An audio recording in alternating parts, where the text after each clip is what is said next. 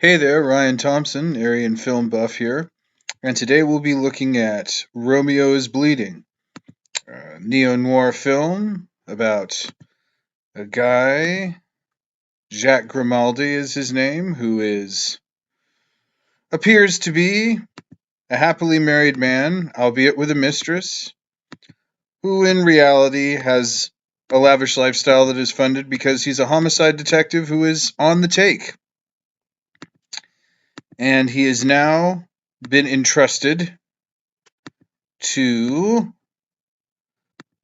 supervise a very dangerous and explosive and ambitious woman whom his alternate boss, the mafia man, Mr. Falcone, is having a relationship with.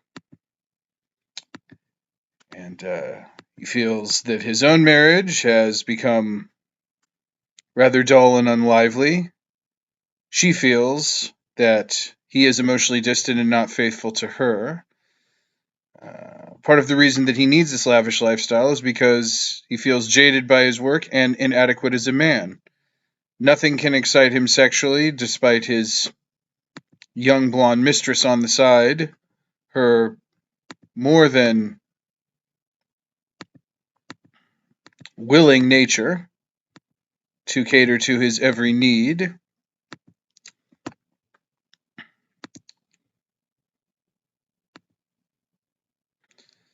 And on top of that, because this woman is so dangerous and has become such a liability, he has now been asked to eliminate her altogether. She took down that whole room. It's a new world, right? They were gonna wait until he got out into the car. Well, she didn't wait. So we have a man with a sense of inadequacy who requires externalities to define his masculinity, not genuine status, but merely going along, being a lackey for others, sort of piggybacking a status he really does not deserve. A wife whom he does not actually have the resources to win, a mistress who he also likewise does not deserve. So it is quite natural that he would, as an inadequate man, feel the need to be dominated by an extremely masculinized woman, who would of course be hypersexualized, and a man such as himself who uses hedonistic pleasures to overcompensate for his own lack of masculinity, it would make sense, would enjoy being dominated. Now, Ms. Falcone has offered Jack a proposition that she can give him much more money than he is getting from her mob boss husband if he pretends that she's dead and works for her. Now you'd think he'd already be very skeptical, given her own explosive nature, the fact that she physically attacks him, so on and so forth. But a man with his sense of inadequacy is just drawn to it more. Sort of like a gambler who knows they're going to lose, but they bet anyway. And even in his domestic situation, he feels inadequate. It's almost as if his wife, who sees him as a small and a pathetic man, does not dominate him enough. So he needs to get from Nina Olin's character, Ms. Falcone, what he isn't getting from either the mistress or his wife. So... Hey, Natalie! That night, he had a terrible dream. refers to himself in the third person.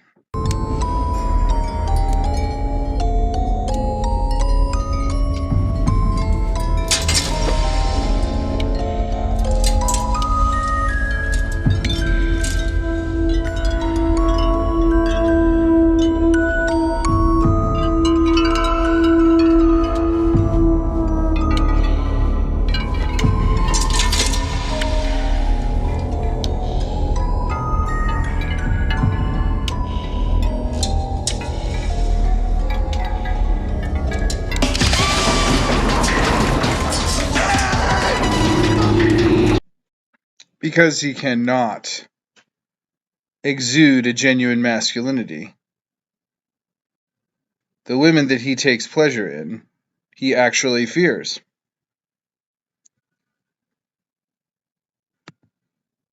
Because he cannot dominate them in an authentic way.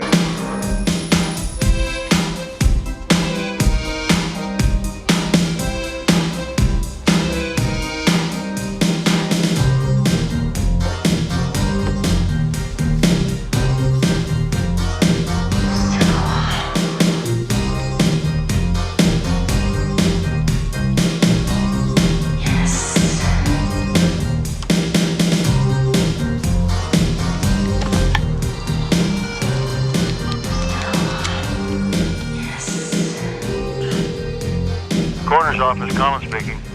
Hello, Stan. How you doing? It's Jack. I'm broke. Well, maybe you've been on the wrong team or something. Listen. Yeah, do me a favor. You check the book? Any new ones last night? Female. Homicide? Zip so far, boss. Anything else? No thanks. I'll work it out. Yeah, sure. Yeah. Bye. Hoping that, Olin has helped him to get the slip so that there'll be a homicide there to make it look as though he is taking care of business, when in fact he hasn't. Let's go back and see some of these other things here.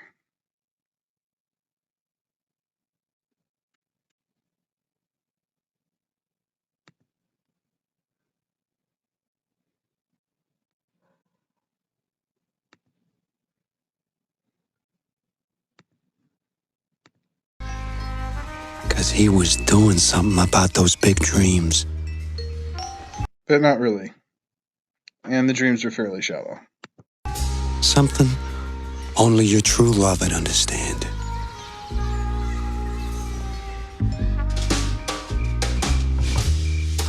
Something you'd whisper to her in the middle of the night. And then hold her tight.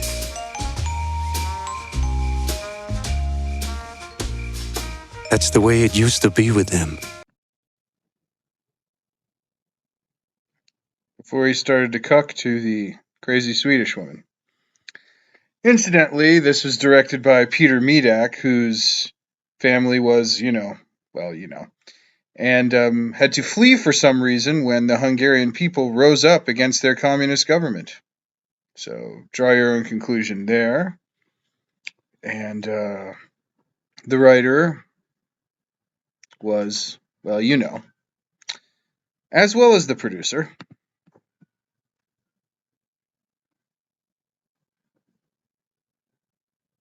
Why should I be surprised that a European man would be demasculinized in such a film? And let's see. There's a discussion there with their girlfriend.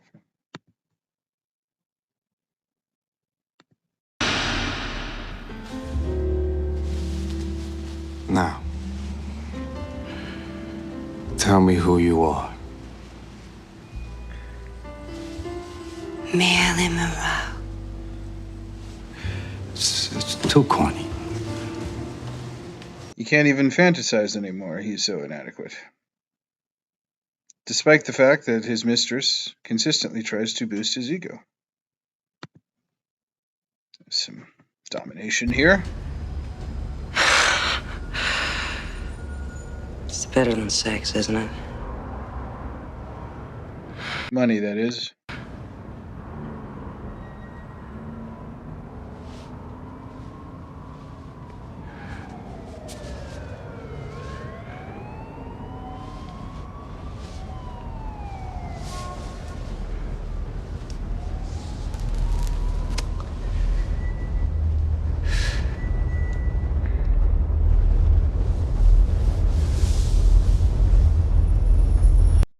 Whatever made him think?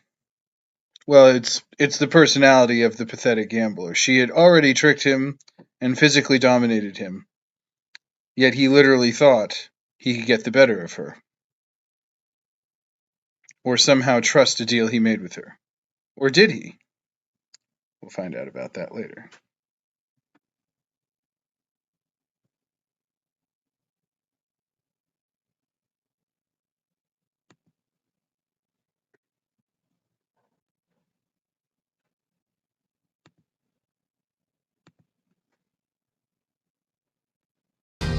Is it hard yet, baby? It's not.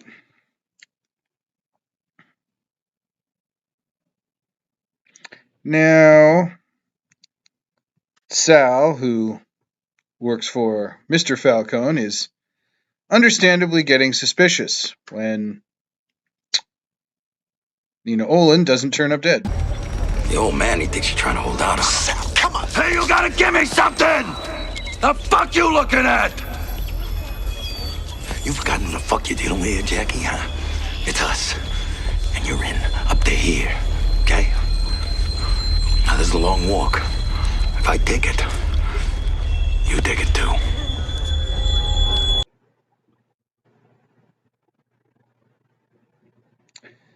And his legitimate employer, which is the homicide squad,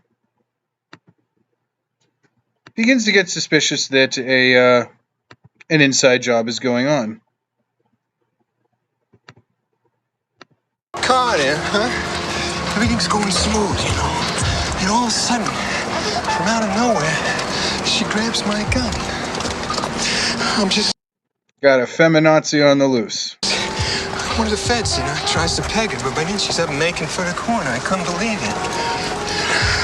Oh, fuck, Jack, she got my gun! Running around with my gun, Jack. Not exactly a subtle metaphor there. So Mr. Falcone, who is played by Roy Scheider for some reason,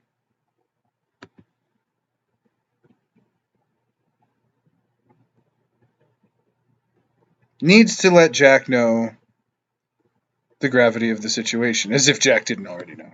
Mind you, I have no respect for pacifism. It's a morally bankrupt belief. Pacifists believe that they have the right not to kill. But others always die in defense of that right.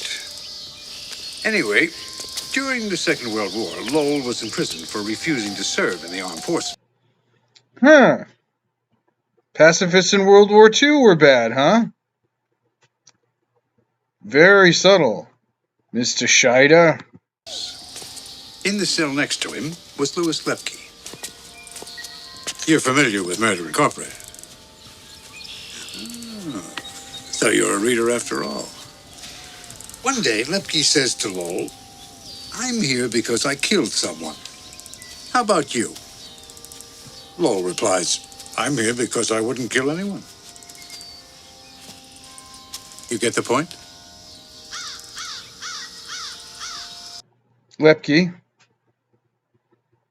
also a Jew. You like the money, Jack? Yeah. So do I. We do what we do out of convenience. Even when he's being totally dominated by this woman, he won't kill her for money. He would rather be dominated by her for the prospect of more money that he will probably never get.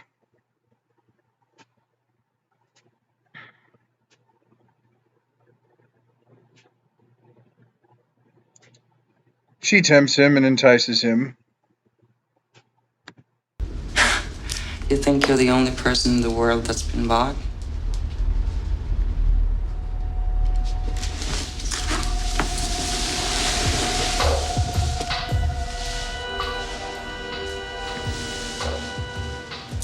You got a girl? What is it? Kathy? Linda? Susan? Sherry. Cocktail waitress. Maloney's, yeah? You take your money and your sherry, and you'll be a big guy. All I need is a couple of days to finish my business and get out of the country. And frame you and totally destroy your life. It's yours. But even though the mistress is in many ways much more emotionally loyal than the actual wife, who is completely fed up with him, which, let's get a scene of that.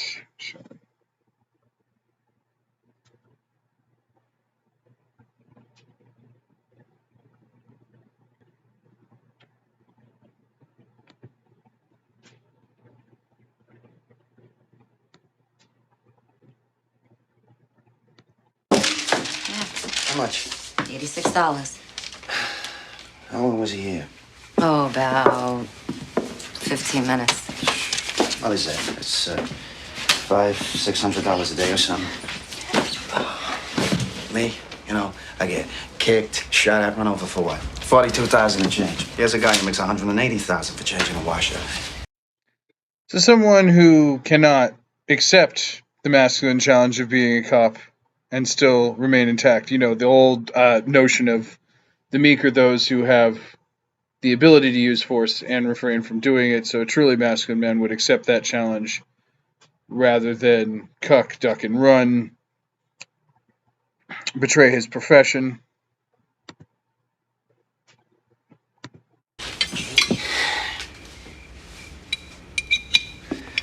I wish you'd stop reading those magazines.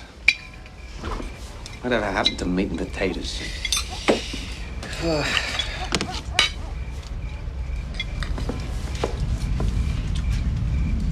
I don't know, Jack. You tell me.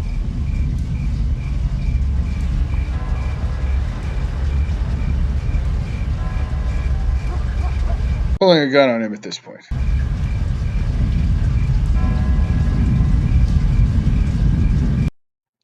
The wife is a conflicted character because she wants the emotional loyalty of a trustworthy husband in a stable relationship, but like him, she's also very materialistic and wants more money and wealth. Anyway, sorry for that detour there. And though she acts as though she wants the emotional connection later on, she still complains about how you can't get anywhere in this world by being good. So her, as the economist would say, her revealed preference comes through. And even though in so many ways the mistress is much more emotionally available, would, cut off her right arm for Jack, she's young and still has options. Is not going to go through with being ignored, being put off. You can't do that. Yeah, well, I am, Jack. And, men who are not secure in their masculinity, which of course society is perpetuating, but at the same time, Jack is also choosing not to man up. In that context, those men would rather be dominated by a woman who treats them like shit than to willingly be loyal and provide for a good woman who, in the case of his mistress, is willing to submit to him. They are, in that sense, completely feminized. Just as many women out there would much more willingly submit to a Chad who will pump them and dump them, love them and leave them, than they would be willing to sacrifice looks or access to resources for a man who would actually be loyal. The difference is with women, though it isn't exactly a stellar character quality, there's a biological imperative and motive for that. This is inverted biology, subverted masculinity. So anyway, when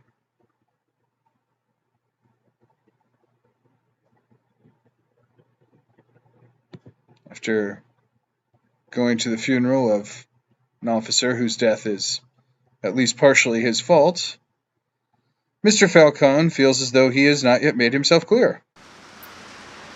Take him to that tree. You said Wednesday. I'm meeting her tomorrow. I'll get on that. Which is it, Jack? Toes. Take two. You said Wednesday. Take one and get the rest tomorrow. No! Listen! Wait a minute!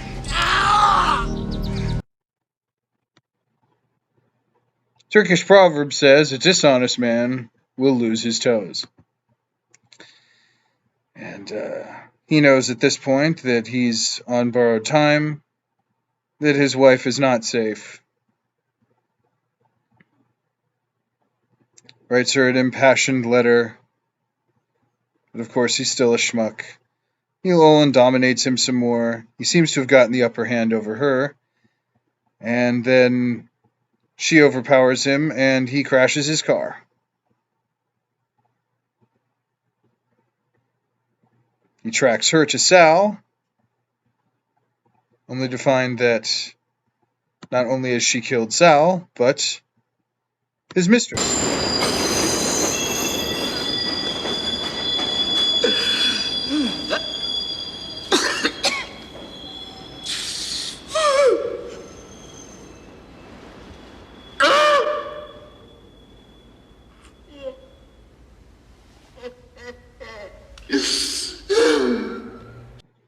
You wanted domination, she's giving you domination. So she takes him to some sort of loft, but she isn't done. After dominating him some more sexually, she is going to use him to kill Falcone. There's this place on this lake. I've been making a few calls and checking into a couple of places. Here. In a hole.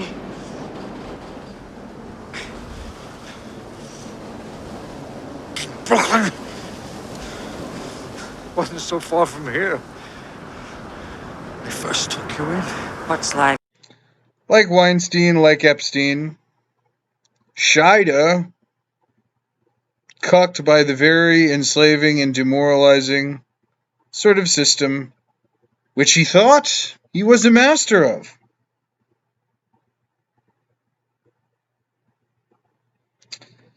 So Gary Oldman, rather than getting money from her or playing her or thinking he can outsmart the Russian mafia female vixen, is now going to take the fall for her crimes, get no money, help her off her husband and bury him, lose his job. But he finally grows a pair in an act of revenge when he has nothing left to lose. Do it to her again. She's a dead woman, just like you're a dead man.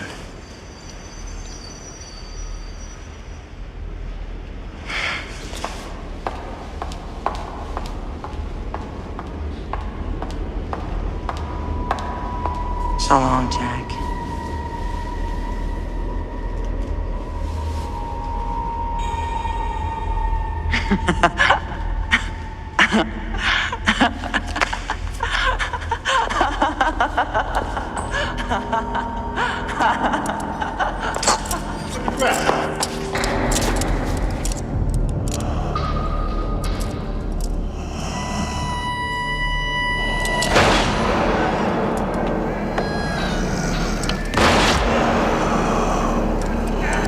Sweet revenge.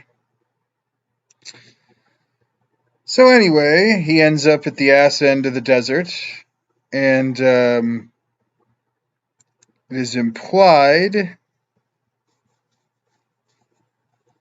that it was his intention to have himself cucked by Nina Olin's character all along. That this was part of his plan to let her think she'd gotten away with it, to ensnare her. And because the NYPD knew that she would find some way to wrangle out of it again, they created the pretext of him being cucked and humiliated by her, not only to give her the illusion she had gotten away with it,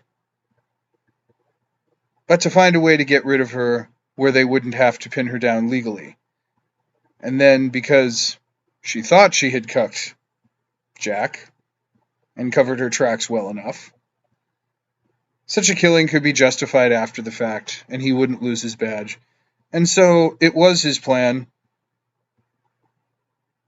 to actually ride the straight and narrow and to live happily ever after with his wife all along.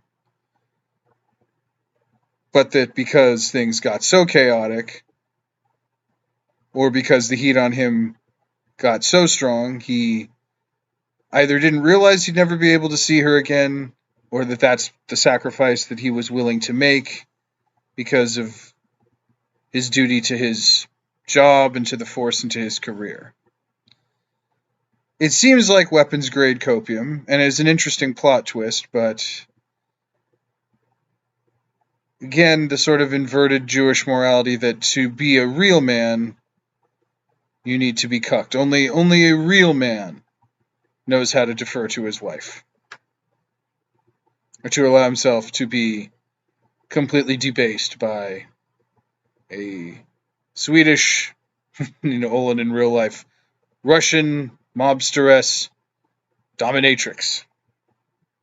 So, I guess you make the call ultimately, but seems like copium and deep subversion, and definitely ahead of its time. This movie is almost 30 years old, and it very much is in keeping with the spirit of the erosion and the subversion of masculinity and the elevation of toxic femininity that has become so ubiquitous in media, education, film, politics, you name it. The difference with this film is that Nina Olin actually gets hers in the end. My guess is if Romeo Was Bleeding was made today, Nina Olin would get away with it.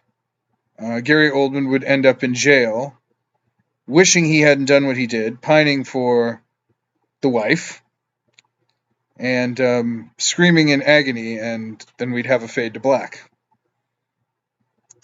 But anyway, I hope you enjoyed listening to this as much as I enjoyed making it. This is Ryan Thompson, the Aryan Film Buff, and I'll see you again soon.